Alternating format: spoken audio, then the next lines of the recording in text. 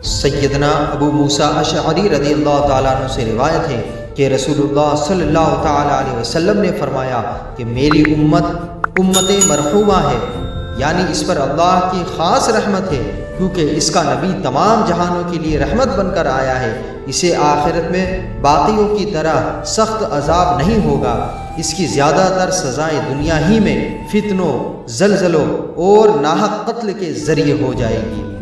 आप देखें कि इस वक्त अहले गज़ा किस तरह से परेशान है, किस तरह से पूरी दुनिया में मुसलमानों पर जुल्म व सितम हो रहा है। हम उस पर दुखी भी हैं, उनके लिए आफत व सलामती की दुआएं भी करते हैं, लेकिन ये बात हकीकत है कि अगर मुसलमान इन हालात में सब्र करे और अल्लाह ताला के अहकाम पर अमल करते हुए उससे सवाब की उम्मीद रखे, तो ये उमूर उसके लिए दोनों जहान की भलाई का ज़रिया बन जाता है।